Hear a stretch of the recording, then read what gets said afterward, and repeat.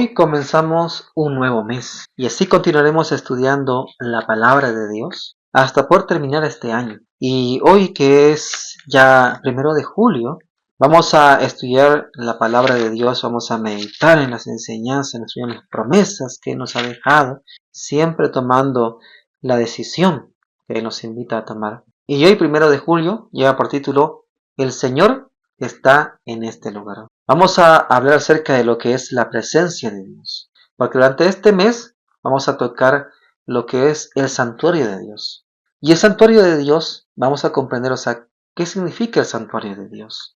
Y por eso aquí nos dice, el Señor está en este lugar. Antes de leer el libro de Génesis, el capítulo 28, vamos a orar allí para que sea siempre Dios quien dirija estos momentos. Oremos. Padre bendito que estás en los cielos, Señor, te damos gracias por tu palabra, porque, Señor, allí encontramos siempre verdad y vida, Señor, exhortación para nuestras vidas. Señor, un llamado hacia una vida santa, Señor, una vida entregada a ti, una vida, Señor, que también transmita vida hacia otras personas, Señor. Una vida que, Señor, refleje tu gloria y el amor, Señor, y esa paz que viene del cielo, Señor, aún en medio de estos conflictos que hoy en día, Señor, estamos viviendo, estas crisis, Señor, que tenemos. Pero, Señor, podamos encontrar donde, Señor, tú estás invocado. Allí, Señor, está tu presencia y tú traes paz y alegría a nuestros corazones, Señor, y esperanza y dirección para los momentos, Señor, por los cuales vayamos a atravesar. Te pedimos que tú nos acompañes en este estudio y lo pedimos en el bendito y sagrado nombre de tu Hijo amado Jesús. Amén.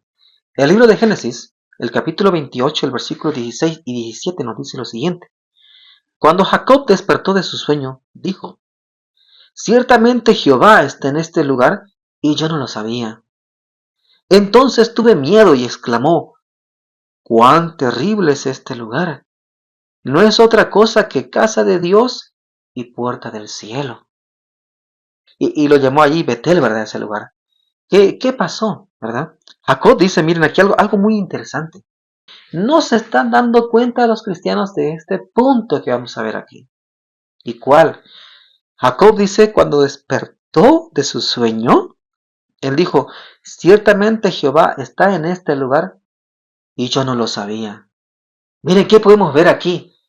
Jacob era, ¿sí?, hijo de Isaac, del hijo de la promesa, Abraham. Era un hijo al cual se le había enseñado acerca de la promesa de Dios, de cómo Dios había prometido que haría grande a toda la descendencia de su padre, Abraham. Pero miren aquí qué pasa, podemos ver un Jacob con la mente nublada, un Jacob que no se daba cuenta de que Dios estaba allí, junto a él. ¿Por qué? Porque había prometido Dios estar con la descendencia de Abraham. Pero, ¿qué había sucedido con Jacob? Había permitido que el pecado entre en su vida. Él había permitido, sí, que poco a poco el pecado se internase en su corazón. Y eso nubló su vista. Y no podía ver que Dios estaba allí. Hoy en día, ¿qué pasa con el cristianismo? Han permitido que el pecado entre en enseñanzas y prácticas, diciendo, no pasa nada, no es cultura, que no pasa nada, estamos tomando lo bueno, ¿no? No sucede nada, eso está santificado por Dios, ¿no? Bueno, vamos a comer esto, vamos a orar y Dios lo va a santificar y ya está puro. No, nuestra vista está nublada y no comprende una cosa, que Dios está en ese lugar. Que desde el momento que tú has elegido seguir a Cristo, Dios quiere habitar allí y Dios ha bajado allí hacia ti. Pero ¿qué ha pasado? Hemos permitido que el pecado aún continúe en nuestra vida y ha nublado nuestra vista y no nos ha dejado ver claramente quién está allí, quién es ese Dios realmente. No hemos podido ver eso. ¿Y qué más? Miren, entonces se tuvo miedo y exclamó, cuán terrible es este lugar. No es otra cosa que casa de Dios y puerta del cielo. Él dijo, no, estoy haciendo mal. Estoy en la presencia de Dios, en la puerta del cielo, y así. No puede ser. Estar en la presencia de Dios, pero con una vida mundanal. Doble vida. No puede ser. Aquí nos dice la matinal, la verdadera reverencia hacia Dios nos es inspirada por un sentido de su infinita grandeza y un reconocimiento de su presencia. Y es que nosotros tenemos que ver eso. Nuestro Dios es un Dios grandioso, es un Dios poderoso, es un Dios santo, es un Dios justo. Y no podemos ir ante su presencia como sea. No puedo ir vestido de mis fachas con un buzo y un short. O sea, si voy a ir hacia el templo de Dios a adorar, no puedo ir así ante su presencia. No puedo ir con un corazón todo turbado y odiando a otro. No, no puedo ir así. No puedo. Tengo que ir reconociendo esa grandeza y esa pureza de Dios, ir ante esa presencia. En este sentido, sí, este sentido, dice, el invisible debe impresionar profundamente todo corazón. O sea, nosotros debemos saber una cosa. Aunque no podemos ver a Dios, Dios está ahí. Y Dios está aquí. Y este lugar debe ser adecuado para mí, donde yo esté. La presencia de Dios hace que tanto el lugar como la hora de la oración sean sagrados. Es que no es el lugar. Puedes tal vez tener un lugar muy bonito. Puedes tener un templo muy bien adornado. Lo mejor de lo mejor. Un templo bien ejecutivo y bien bonito. Pero si allí no vamos con corazones entregados, en arrepentimiento hacia Él, en arrepentimiento por los pecados cometidos ante su presencia, irnos santificándonos día tras día para encontrarnos con Él, porque solamente su presencia hace que ese lugar, que esa hora de oración sea sagrado. Eso haces. Y ese lugar se vuelve un lugar maravilloso en ese momento. Y al manifestarse reverencia por nuestra actitud y conducta, se profundiza en nosotros el sentimiento que le inspira. Santo y temible es su nombre, dice el Salmo 111:9. Los ángeles, cuando están en la presencia de Dios, y si ustedes van al libro de, por ejemplo, de Ezequiel, el libro mismo de Apocalipsis, el libro de Jeremías, con Daniel también, ustedes van a ver allí que los ángeles, ¿qué hacen? Cuando están pronunciando el nombre de Dios, ellos hacen esto, ¿verdad? Por eso, o sea, ¿con qué reverencia se pronuncian el nombre de Dios? Ahora, ¿con qué reverencia deberían pronunciarlo también nuestros labios? Porque somos seres caídos y pecaminosos, ¿sí? Si estos seres santos tienen así esta delicadeza con Dios, ¿cuánto más nosotros? O sea, siendo seres pecadores, seres caídos, ¿sí? Propensos a cometer el mal, nosotros deberíamos ir con mucha reverencia ante Dios y con mucho respeto ante su presencia. Cuán apropiado sería que jóvenes y ancianos ponderasen las palabras de la Escritura que demuestran cómo debe considerarse el lugar señalado por la presencia especial de Dios. El que le ordenó a Moisés cuando se le presentó en la zarza. Él le dijo a Moisés: quita las sandalias de tus pies, quita esos zapatos que tienes. ¿Qué?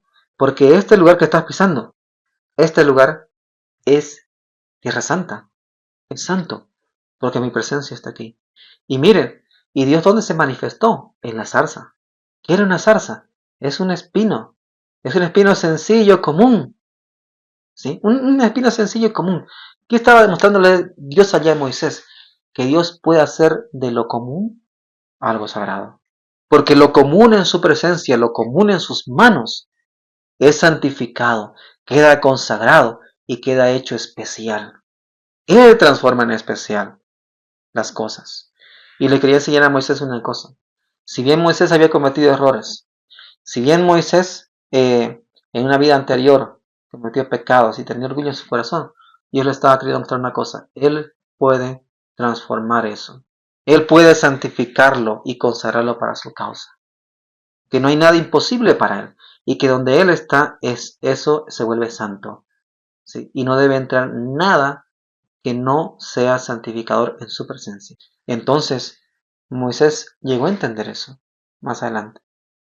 Y por eso él fue un hombre siempre entregado a Dios, porque él comprendió una cosa, que Dios quería morar siempre con él.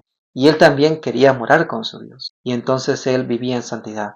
Los sacerdotes fueron llamados a vivir en santidad. Y el santuario era un lugar consagrado de santidad para Dios. Y su presencia volvía santo ese lugar tan sencillo y humilde que estaba allí. O sea, era hermoso, pero era sencillo. Pero su majestuosidad, su presencia, hacía majestuoso todo aquello y sagrado. Entonces, cuando nosotros vamos a la presencia de Dios, vamos a adorar a Dios, ya sea en una iglesia o en algún lugar, nosotros debemos comprender una cosa, que estamos en la presencia del Dios infinito. Y enseñar también a los menores a que estamos en la presencia del Dios infinito y ese lugar es un lugar que debe respetarse, porque Dios es superior y santo. Y para el alma humilde y creyente, su casa en la tierra el lugar donde su pueblo se reúne para adorarle es como la puerta del cielo. Y no podemos allí hacer las cosas a nuestro gusto, como a nosotros nos parece, y desordenar las cosas.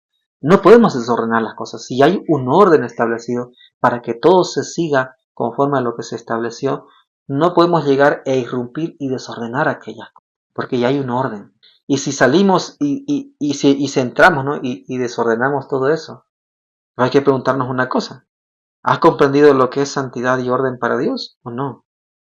Porque si entramos a desordenar todas las cosas, como a mí me parece, alegando, ¿no? que estoy haciendo algo para Dios, ¿no? Para que no se pierda un tiempo o no hagamos otra cosa, entonces tenemos que preguntarnos allí, ¿realmente estoy sirviendo a Dios o estoy siguiendo mis propios caminos, mi propio capricho? Porque no podemos hacer una cosa sin orden. Porque la presencia de Dios es estar en santidad y estar también en orden. Y seguir un orden y respetar también, ¿verdad? Todo el orden que está establecido. Pero aquel que no entiende eso es ¿por qué? Porque no está entendiendo la santidad y la superioridad de Dios. Por eso, todo lugar donde nosotros vayamos tenemos que ir en santidad, entendiendo que es un lugar donde está la presencia de Dios, donde va a haber orden, donde se debe respetar lo que está establecido, donde se debe tener cuidado con lo que se va a hacer y no así traer problema a un lugar. Porque eso trae ¿qué? Trae desconcierto, trae confusión.